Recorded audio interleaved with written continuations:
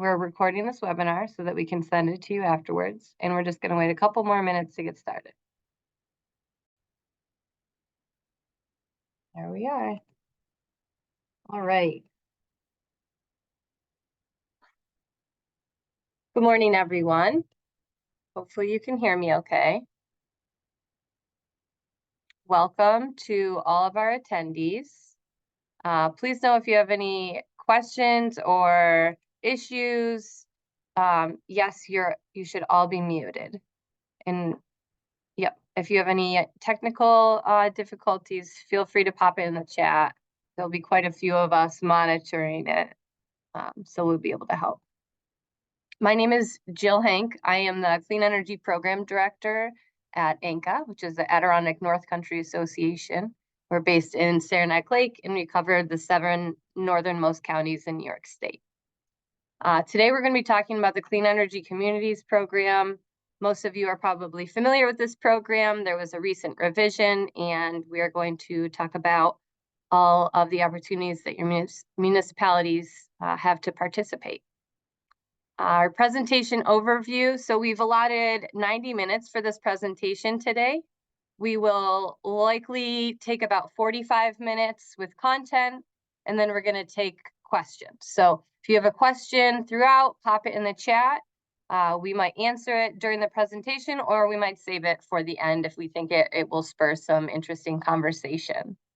After I'm done giving this introduction, I'm going to pass it to Gabriel Yurden with the Tug Hill Commission.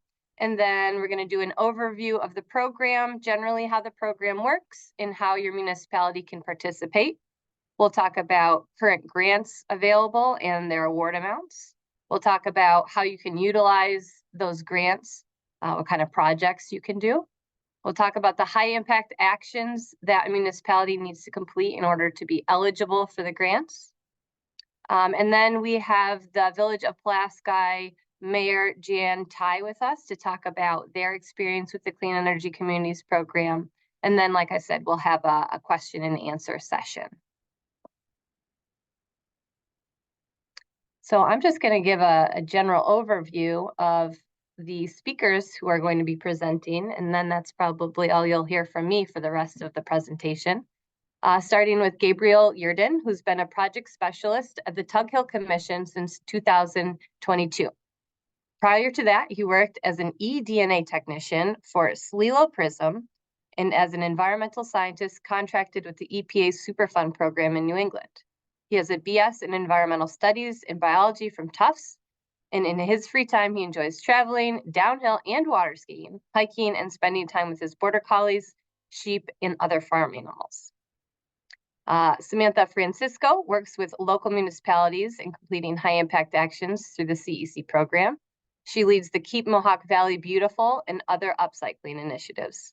Samantha earned her BS in environmental science from SUNY Binghamton, and she enjoys playing chess, swimming, and cooking. Shawnea Hull started working as a Clean Energy Communities Coordinator for ANCA and serves Jefferson and Lewis counties. She enjoys the advocacy work behind the CEC program and loves engaging and building relationships with municipal staff. She has a Bachelor's of Science in Human Services and enjoys baking, yoga, hiking, and being a mom to 3 really awesome kids. Amanda Mazzoni is a principal planner at the Central New York Regional Planning and Development Board and has worked in the energy management program for over 10 years. She has been the CEC Regional Coordinator for the Central New York region, which includes Cayuga, Cortland, Madison, Onondaga, and Oswego counties, since the program launched in 2016. Amanda Whalen works with local municipalities to assist them in completing clean energy high impact actions through the CEC program to earn grants. Amanda loves working with communities and helps them save energy and money on their utility bills. Amanda has a background in building science, energy audits, HVAC, and is a New York State home inspector. And as I mentioned, later we will be hearing from the mayor of the Village of Pulaski, Jan Tai. And I'm going to hand it over to Gabriel. Thank you for the introduction, Jill. Appreciate it. I also want to give a thank you to all of our partners at ANCA, Embed, and CNY RPDP. We appreciate all of the expertise that you're bringing to the conversation today. The Tug Hill Commission thought that the Clean Energy Communities program could be a valuable opportunity for our communities. So we hope that this webinar brings additional information and makes the program more accessible to all. It's an opportunity for our communities to access grant funds while making their communities cleaner, greener, and safer places to live. The New York State Tug Hill Commission is a small, non-regulatory state agency charged with helping local governments and citizens shape the future of the Tug Hill region. And the Tug Hill region includes 41 towns, 18 villages, and portions of Jefferson, Lewis, Oneida, and Oswego counties. Providing technical assistance to our municipalities and working to provide the tools and programs necessary to preserve and protect the environment and natural resources of Tug Hill are two of the main functions of the commission. So the Clean Energy Communities Program offers opportunity to advance both of these goals by benefiting both our communities and the environment. So that's why we're glad to bring this information today. If anyone would like to learn more about the Tug Hill Commission, we'll put the link in our chat and feel free to visit our website. And thanks again for all of you for being here.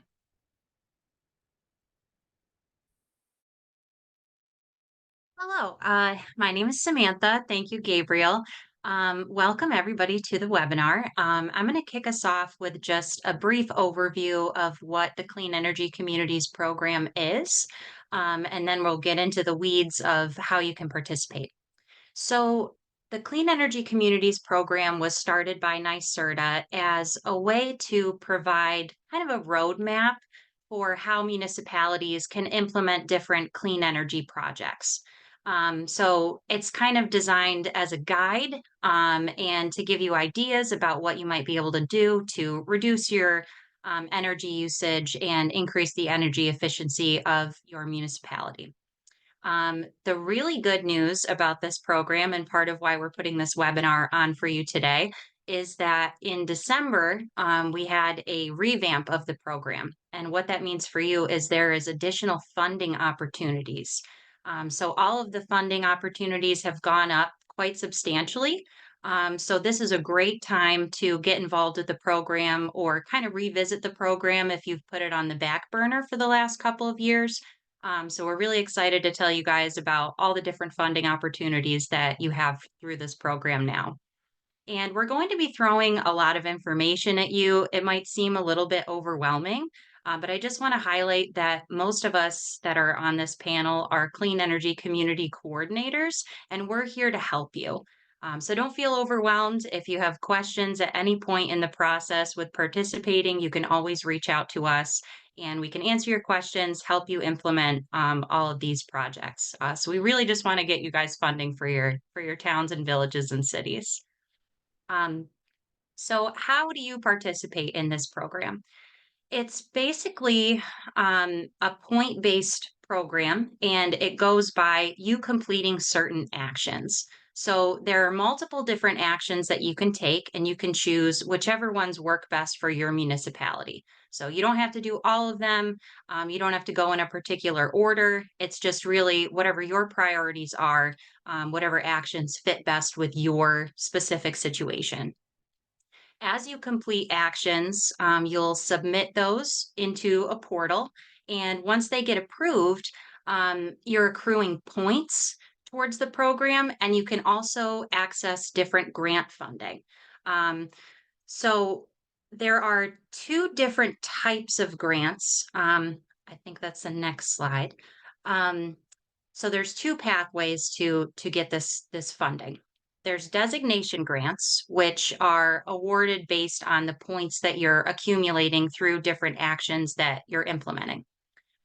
Those can go up to $350,000 depending on how large your municipality is and what actions you've taken. And there are also action grants that are available. So these are for completing community campaigns.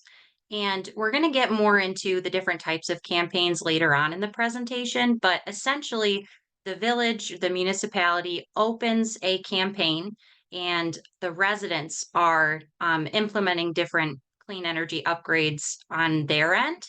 And once a certain number of residents in your municipality put that technology into their homes or whatever the campaign is about, then you can apply for grant funding through that. Those are typically between $5,000 and $60,000. And it's, you just kind of open it, they don't expire. And then once enough people in your community are, doing whatever the campaign is about, then you can apply for these additional grants. So there's point-based, and then for specific actions such as community campaigns, you can earn grant funding through those.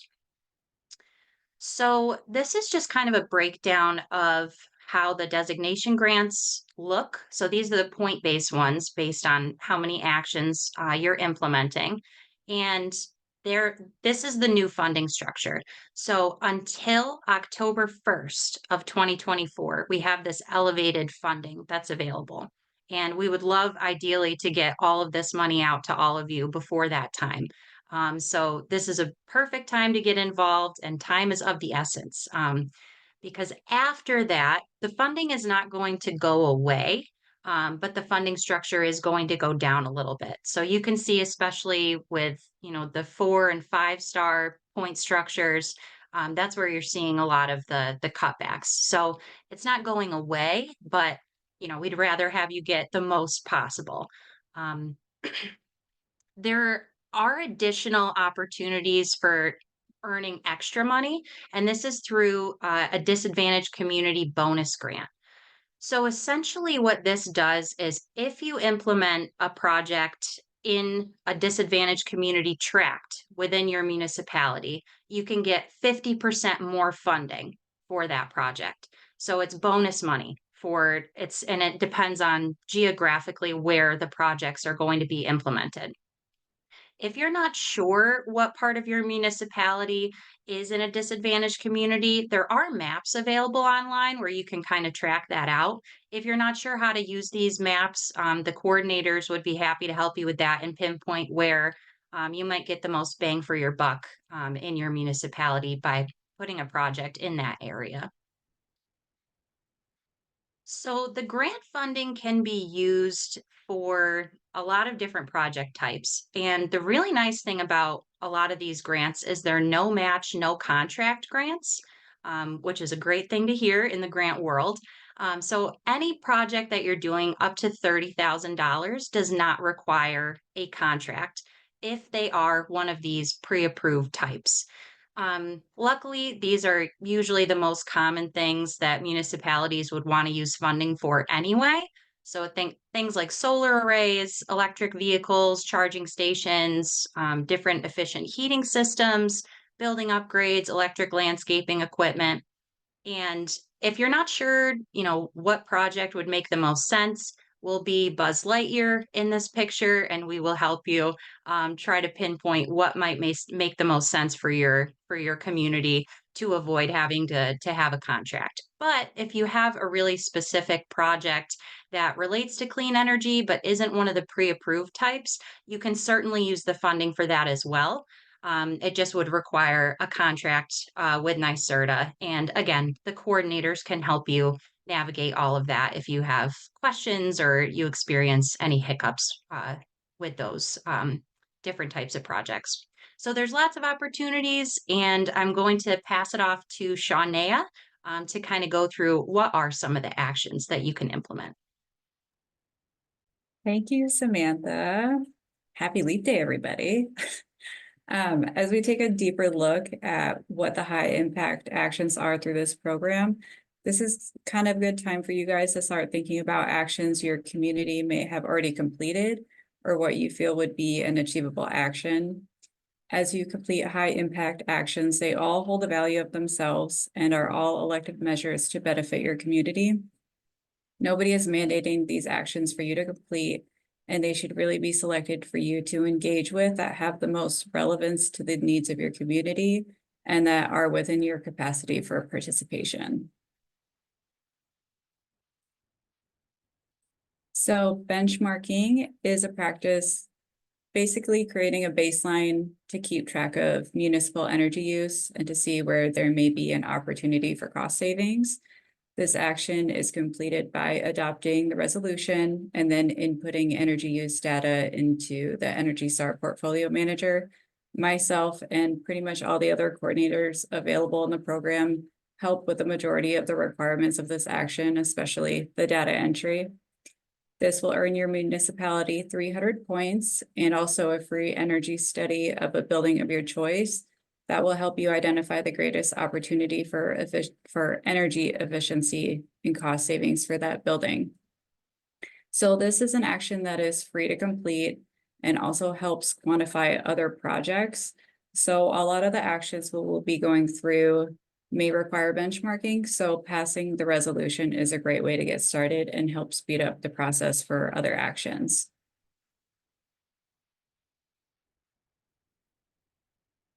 Can you go next slide, Carly? Thank you.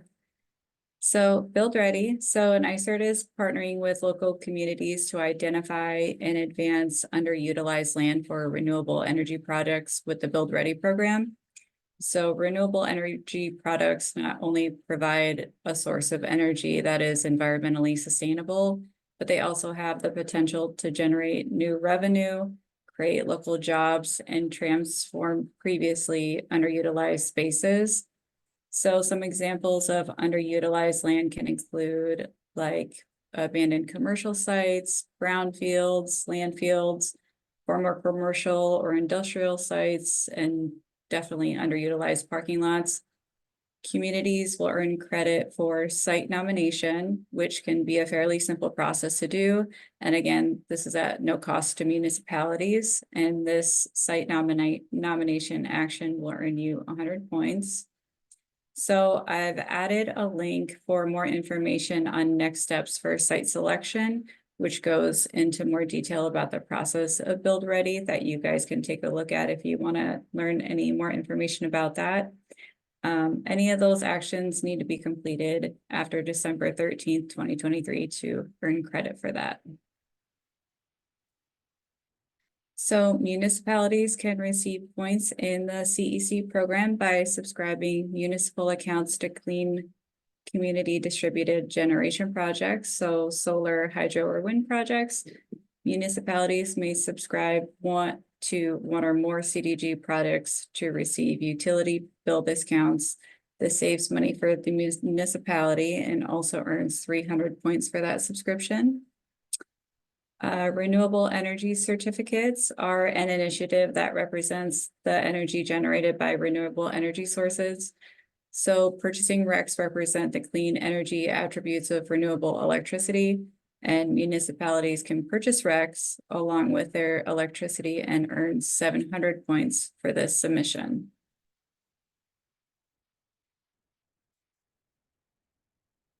This action allows municipalities to earn points for hosting clean CDG products on municipal-owned land. So eligible technologies for this action include solar, wind, and hydro. This action is tiered based on project size, and a municipality can earn up to 1,500 points for this action. If a municipality owns a clean energy installation, they are eligible to earn credit through the CEC program as well. Municipalities that own a CDG installation are also now eligible for elective pay through the Inflation Reduction Act. And this action is also tiered based on project size, and municipalities can earn up to 2,100 points.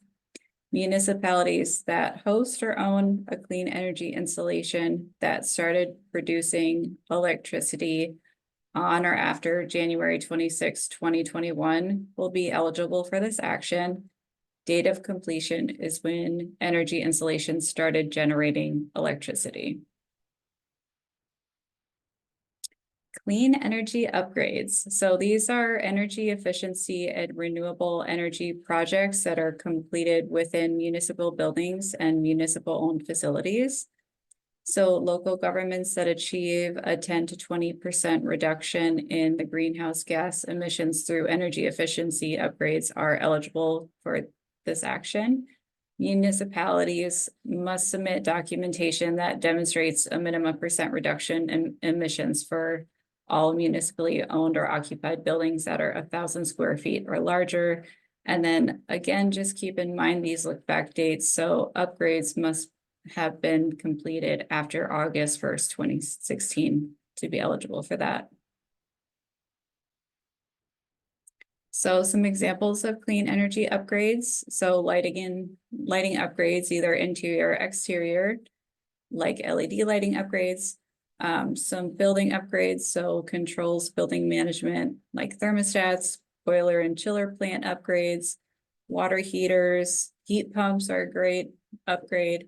Upgrades also include insulation, air sealing, and then VFDs that are installed in wastewater facilities are also included in some of these examples. So if you have a municipal building that is open to the public and has a heat pump installed as the building's primary heating and cooling system, you can earn credit for a municipal building clean heating and cooling demonstration. The purpose of this action is really for you guys to be a champion in your community, for others to see the benefits associated with heat pumps. This action can hopefully encourage community residents to consider installations in their own homes or local businesses. Heat pumps provide environmental benefits, energy bill savings, increased comfort levels, and health benefits compared to conventional fossil fuel systems. An eligible building must meet the square footage requirement of the tiers, and then again be open to the public all year long. So the look back date to look for this is August 1st, 2016. So that would be the date when the heat pump system became operational as the building's primary heating and cooling system.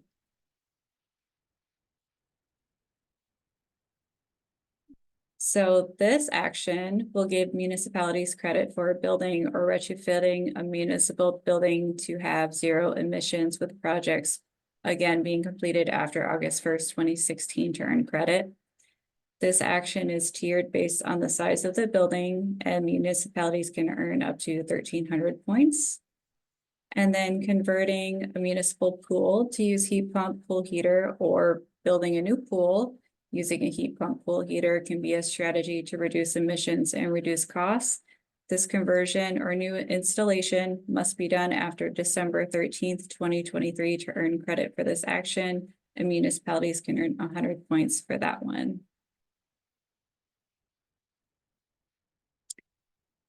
Communities can reduce their streetlight energy use by as much as 65% by installing energy efficient LED lighting, generating cost savings and emission reduction. LED streetlights can last a lot longer and are easier to maintain. So this is a great way to earn points if a municipality streetlights have already been converted. So you'd earn 700 points for Cobra Head, and then 200 points for decorative fixtures that have been converted to LED. Converting your streetlights is also a really great opportunity for a grant project once you qualify for grant funding through CEC. So that's something to consider too. And then I'd like to pass along the next few slides to Amanda Mazzoni, and thank you guys. Thanks, Shania. The next category of actions to consider are regarding thermal energy networks. In case you're not familiar with what a thermal energy network is, these are network systems, just like they sound, that connect pipes underground to multiple buildings to share a thermal source, so a heat source, either from the ground, like through geothermal heating, or from some kind of waste heat, which could be from wastewater treatment facilities or other waste heat that's available in your community. So this is a way of kind of taking a geothermal system that we all are maybe a little bit more familiar with for one building and expanding it across multiple buildings to be able to load share the heating and cooling needs across buildings in a more efficient manner. So this is a newer idea for communities to be considering. And the first step is really to start with a feasibility study. So that is the first action that's available in the program related to thermal energy networks, is conducting a thermal energy network feasibility study with the municipality supporting the study either financially or through in-kind staff time or other resources. NYSERDA's Flex Tech program provides cost share for these studies. So it is required that you work through their program to help pay for the study. And if one of these studies is completed in your municipality, you don't have to have a municipal building participate, but just if it's in your municipality, you could be eligible for 500 points for supporting the study as the municipality. The other action related to thermal energy networks is if you take the next step and move forward with actually releasing a request for proposals to consider design and build of the system, then you can earn an additional 500 points for this action. There is an upcoming Thermal Energy Network Summit that is on March 6th at the Albany Capitol Center. There's a link here to register that you'll be able to click on when you receive the slides, if anybody is interested in attending that summit to learn more information. Next slide. So community campaigns, Samantha touched on a little bit at the beginning. This is one of the ways that communities can earn an additional action grant that tacks on to your grants that are based off of points. So they are community outreach and education campaigns that are led by the municipality with other partners in the community. And the idea is that you would be reaching out to your residents and small businesses to try to educate them on what these technologies are and how to enroll or install them at their house. And so there are 3 different technology types through this program that are eligible campaign types. The first is community solar, the second is electric vehicles, and the third is clean heating and cooling or heat pump campaigns. So if your municipality launches one of these campaigns and is successful at having the minimum number of community members participate by either subscribing or purchasing or installing these systems, then your community can earn both points and an associated grant just for the campaign. So there are 3 different tiers for each of these campaigns, depending on the amount of community participation you have. So there's a lot of opportunity to earn points, up to 3,800 points for completing all the tiers of all of the campaigns, and a good chunk of grant funding as well. So there's a lot of opportunity just through this one action category of the community campaigns for participation and also involving the community and getting them, the benefits of the program as well. And I just wanted to mention this photo that I have here is from the Village of Pulaski. Again, you'll be hearing from Mayor Ty later on. And it is from their community solar campaign table at their library from when they started their community solar campaign a couple of years ago. They were able to get the minimum of 10 subscribers in their community to participate, which earned them 200 points and a $5,000 grant just for that effort. And they are continuing that, starting really now to move on to the next level of that community solar campaign. So, it is something that is, I think, a really good opportunity that a lot of people aren't familiar with how community solar works. So definitely something to consider and talk to your coordinators about to learn some more information about community solar and the other campaign types. County hosted trainings. This is obviously for county governments only. But this is something that allows the county governments to be involved in the program, whereas some of the other actions are not as applicable to county governments. So this would involve the county convening and supporting municipalities through a series of trainings that NYSERDA trainers really put on. So it's the responsibility of the county to plan the training in terms of where the location will be, if it's in person, or setting up the webinar if it's going to be a virtual training. and reaching out to communities in the county to attend. But other than that, the whole training that takes place is put on by NYSERDA trainers. There's 4 different trainings that the county can choose to host. You could do one, you could do all 4. It's up to you whichever ones you think make most sense for your county. And they are the overview of the model solar energy law, the overview of the model battery energy storage system law, clean energy in your comprehensive plan, and solar PV permitting and inspecting. So if you are interested as a county to host any or all of these trainings, please reach out to your coordinator and they will connect you with the NYSERDA trainers to get them schedules and the logistics figured out. The thing to note is that in order for your county to earn credit for this action, you must have at least 35% of the municipalities within your county represented at the training to earn the credit for the action. So really the outreach piece is the biggest responsibility of the county, and you know, the main focus is trying to get people to register ahead of time so that you know you're going to meet that threshold before the day of the training comes, and you'll be able to be successful with earning the points for this action.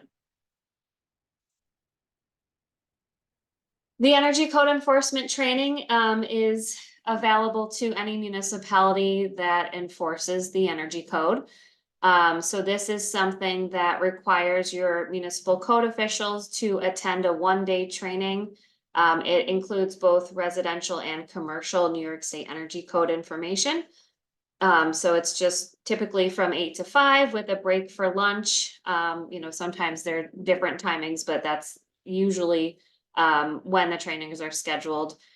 And if your code officer attends that day-long training, your municipality will earn credit for that action, which is worth 300 points. There have been past versions of the training. So it's important to talk to your coordinator to see if your community has already received credit for the training, or if your code officer maybe attended the last version and could still earn some more points in the program by attending this version, just to get a better sense of where you stand in terms of the code training, because again, there have been a couple of versions, and we want to make sure everyone who can get points does get points, and that if you've already received points, your code officer doesn't attend thinking that they're going to earn more points when really they won't, because they've already attended. So just double check on that before attending with your coordinator. There are a couple of upcoming trainings that we've listed here, but otherwise they get scheduled all the time and are posted on the link here on Newport Ventures website, typically every quarter. And Climate Smart Communities certification. This is a kind of sister program to the Clean Energy Communities program that is primarily run through the DEC's Office of Climate Change. So it does include all of the clean energy measures that are a part of the Clean Energy Communities program, but it also includes a lot of other things like greenhouse gas inventories, climate action planning, resiliency planning, adaptation planning, and additional community outreach and education components. So it's a way that your community can get recognition for your leadership, not just on clean energy, but on other kinds of sustainability related actions. And so it's to earn bronze or silver certification, it's mostly a matter of submitting documentation to DEC, you know, explaining how you've completed actions that are related to the Climate Smart program in order to earn certification. There are also Climate Smart Communities coordinators that are available regionally, similar to those of us here today that are the Clean Energy Communities coordinators. Sometimes they overlap and are the same person, and sometimes they're different people. But we all work very closely together to try to encourage communities to participate in both programs and earn credit for the work you're doing in both programs. This certification action could earn a community either 800 or 1,400 points, depending on the level of certification you reach. And I have highlighted on here, again, the Village of Pulaski earned bronze certification back in March of 2022, as well as the town of Richland, which are, is the town outside of the village. So I just wanted to highlight those because they are, kind of close to the region here that we're talking about with Tug Hill. And with that, I'm going to pass it off to Amanda Whalen to finish up the high impact action items. Awesome. Thank you, Amanda. Hi, everyone. I'm also Amanda. And so one of the actions that is a big points action is community choice aggregation, CCA, which allows municipalities to choose their communities where their community's energy comes from. It's a municipal energy procurement model that replaces the utility as the default supplier of energy. It can help all the different homes and businesses in the community. CCA puts control of energy supply decisions into local hands and can group together all of your utility costs to be able to have a more renewable supply or lower your cost. And your communities can earn up to 2,000 points for completing community choice aggregation.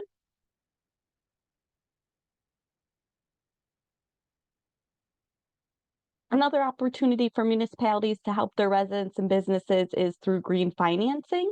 So PACE is property assessed clean energy. This is only eligible for cities and counties, those that have jurisdiction. And so PACE financing allows nonprofits and businesses to borrow money to do clean energy projects and pay it back on their taxes over 20 to 30 years. So it's a great opportunity for businesses and nonprofits to get funding that is available to help them make building improvements, which will lead to lower utility costs, as well as can help them earn other incentives and grants and tax credits. So it's really good opportunity for communities, especially if there's a lot of development, by helping to push businesses towards green buildings. So your community, if you have a city or county, can get points for the authorization, or you might have done it already, but it's easy enough to go through step by step to submit. And then your community can also earn 400 points if a project is completed in the community using PACE financing. Another opportunity that's new for this round is New York Green Bank projects. And so NYSERDA has this funding set aside for businesses and nonprofits through New York Green Bank, so they're able to finance projects. So your community can help promote this for development within your community. And so these actions for green financing are a lot about educating your residents and businesses about opportunities, where you can also mix those with some community campaigns and other outreach to offer some more services to your communities.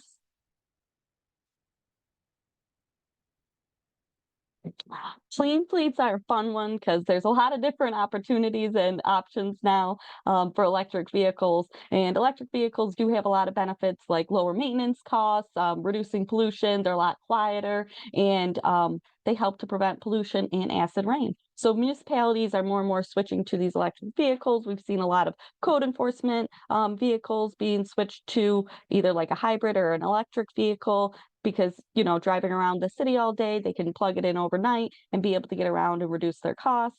Some new actions were added to this round of the program to include medium and heavy duty electric vehicles as well. So these are your pickup trucks, bucket trucks, school buses, any sort of medium or heavy duty electric vehicle you might purchase.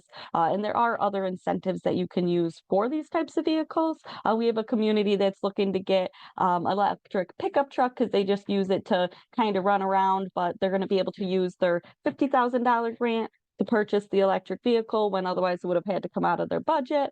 So it's just a great opportunity for municipalities. There's Office of General Services. You can go through the marketplace and pick out your vehicle. The Inflation Reduction Act is now eligible for municipalities, and you can get tax credits for electric vehicles through there, as well as NYSERDA has a truck voucher program.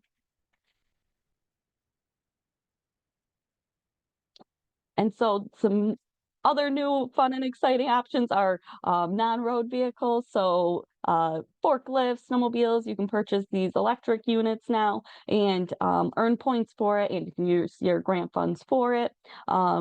So you have light duty, non-road vehicles that can earn you 200 points. That's your, snowmobiles, motorcycles, something like that. And then your medium and heavy duty non-road vehicles. So something like lifts, backhoes, cement mixers, tractors, anything like that. So your community, if you invest in those technologies, you'd be able to earn those incentives, as well as get points towards the program. And so with electric vehicles comes electric charging. So there's two main options when it comes to charging stations. You can have level 2 charging stations, which are your traditional charger. They don't have a crazy upfront cost, and you charge over the course of a couple hours. And then they also have DC fast charging stations, or level 3, which will give you a rapid charge between, a half hour to a couple hours to have full battery, like what they're putting along the thruway and other spots. So these are a little bit more expensive, come with different incentives, but they can earn your community a lot of points. Same with the level 2 chargers. So if you're interested in getting an EV charging station at your municipality, or you could have it in partnership with a private business, or like at a strip mall or a park or something like that, these can be a good opportunity, and you can use your grant funds to purchase them, and then you can also earn points for installing them. Electric landscaping equipment. So you have all your electrification, and this is put a little easy button on there because this isn't a huge lift for most communities, and usually DPW staff like getting fun and new tools. So electric landscaping equipment, it can be electric chainsaws, pole saws, pressure washers. There's a whole slew of different options, and your coordinator can kind of help you pick out what's good for you. A lot of the DPWs we've talked to, especially the electric chainsaws, they're nice, easy, convenient. They can carry them in their vehicle, but you don't have to purchase a ton of equipment to be able to earn points for this action. And there's a lot of benefits that can come with electric landscaping equipment. It's quieter, doesn't smell as bad, super convenient. With the wind last night, we had a tree fall across our road, and now I have to go out and buy an electric chainsaw of my own. Another fun one is municipal clean fleets inventory. It doesn't matter if you don't have any vehicles that are electric or hybrids or anything. It's just as long as you have 5 vehicles or more in your community, we can do a fleet inventory. This is a fairly easy process.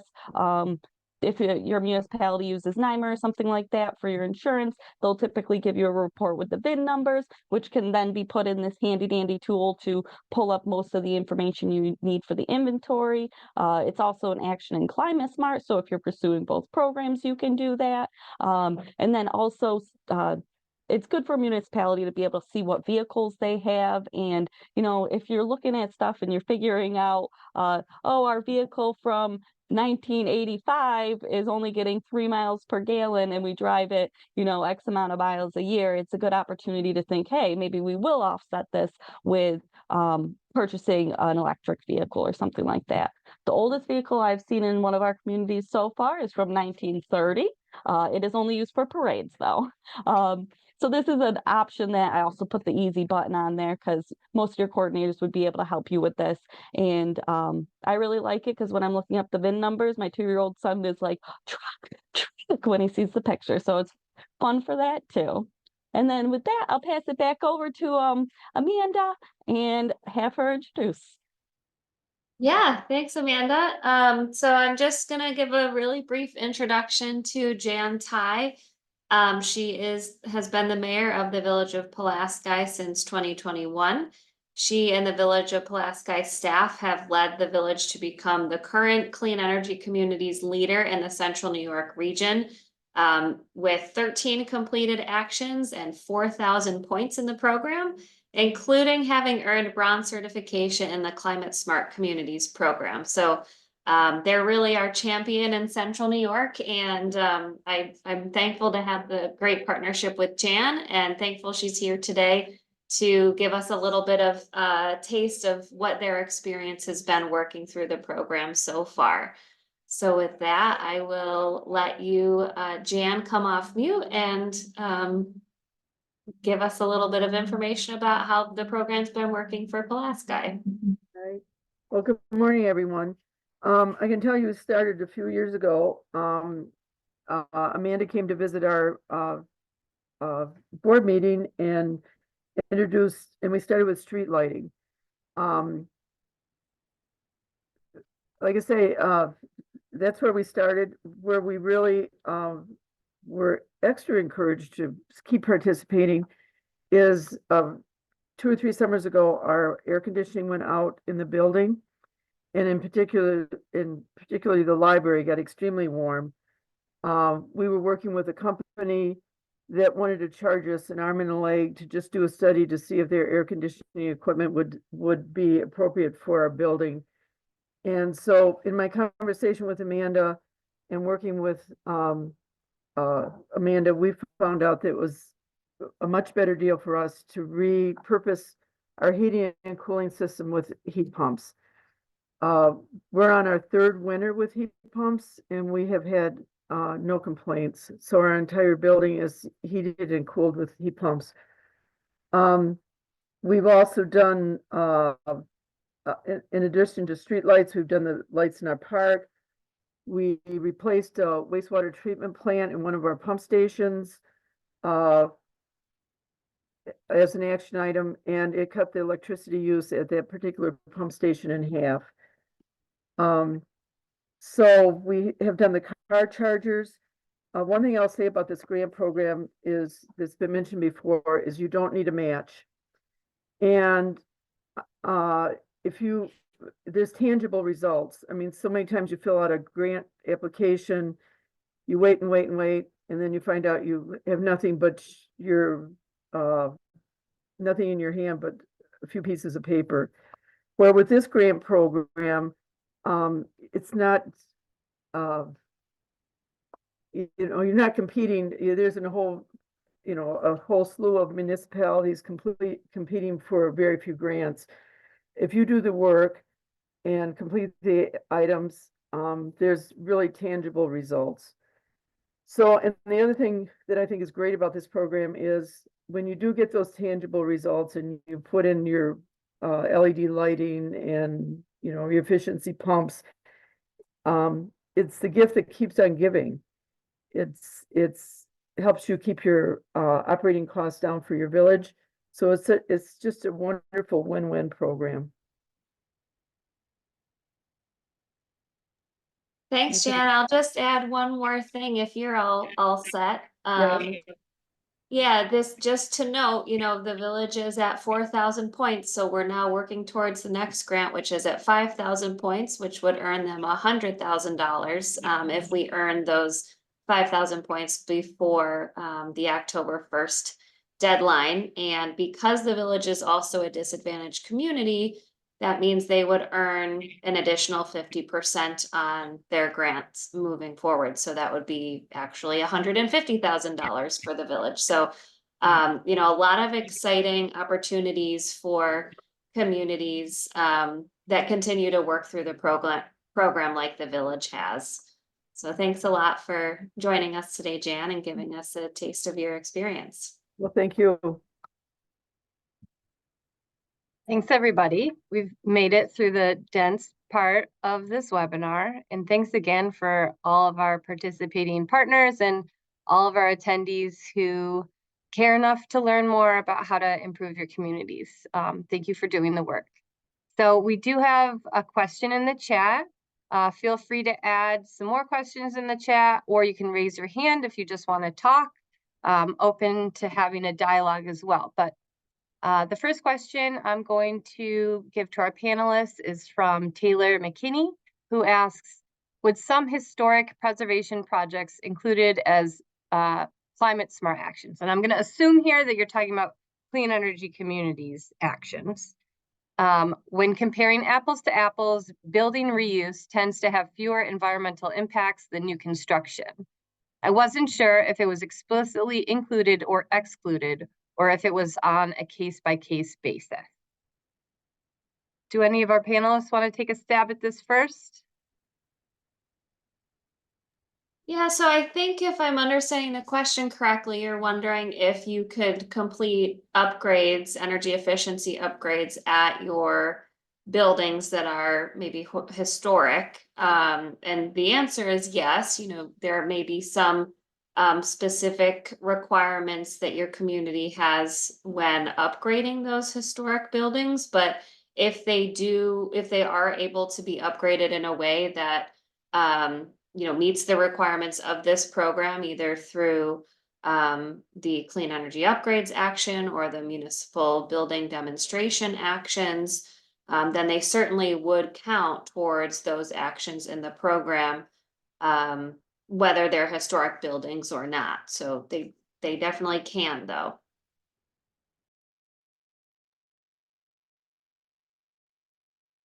I'll add a couple more items. Just pointing out that as long as the energy savings are quantifiable and fall within the clean energy efficiency bucket, and they're in a municipally owned building, they could count towards the program. That's also, Shania mentioned why benchmarking is really important, because you have to establish that baseline in order to demonstrate improvement. So that's why benchmarking is really important. This is also a little tricky when it comes to like new construction. It's a great point, Taylor, that new construction uses a lot more materials than reuse, but sometimes it has to happen, especially in the North Country, the Tug Hill, where we have aging building stock. Unfortunately, it's really difficult to compare apples to oranges if you like demo an old building, build a new building. So unfortunately, a lot of these measures don't really apply to new construction because we don't have that baseline to compare it to. So just something to keep in mind. Anything else to add for that question? Okay, I'm going to go to the next question in the chat from Pat Kennedy. Please explain how the point system works. Do build on the amounts. Yes, for example, 1,000 points, then get the amount money, then second at that. Yes, exactly. Who would like to take this question? I'll call on you. I'm happy to, but somebody else could jump in if they want to. But yeah, so they definitely build on each other. As you earn points in the program, you never lose those points. So if you get to the 1-star designation at 1,000 points, you need to earn 2,000 new points to get to the 2-star designation at 3,000 points, and so on and so forth. So it all builds on each other. As you complete the actions, you earn the points and you have them for the duration of the program. And yes, you earn each grant along the way as well. So it's all cumulative. If you make it all the way to 3-star designation, that would mean if you're a small community, you earn the 100,000 plus 50,000 plus 10,000 plus 5,000, all of those separate grants, if you make it up that far. And you can use the grants towards actions that will earn you more points. So you can kind of gamify it if you like. Pat, is that clear as mud? Clear? Any additional questions? I'll take your silence as you're good. Stanley asked, the March training appears to be sold out. Is there a waiting list? Shania posted a link to the additional trainings in the area. I'll find out. We can find out if there's a wait list for that March training, and we can let you know when we follow up with the presentation. Any other questions in the chat, or if anybody wants to raise their hand while we're waiting, because I'm going to give it a good long pause. A common question that we often hear is, if we install heat pumps, do we need to completely remove our fossil fuel backup system? Maybe Amanda Whalen, you want to take a stab at that one? Sorry. Yeah, sorry, no, you're good. That's not what I was talking about. If you don't necessarily have to get rid of your old heating system, you just need to offset most of your usage, 75%, with the heat pumps. So say you want your oil boiler still because it's really cold, you can, in case it gets really cold, -20s or below, you can still have that backup, but they do want you to cover 75% of your capacity. Thank you very much. I also just wanted to plug our CEC coordinators and the staff that work on this program. We're experts in the Clean Energy Communities Program and the Climate Smart Communities Program, but we are also real people who are involved in a lot of different things in our communities. So if you have a question that might seem outside of the realm of the things that we do, please feel free to ask, because we might know, or we might know somebody that could help with those things. So look to us as resources, even if it doesn't seem to fall within our wheelhouse.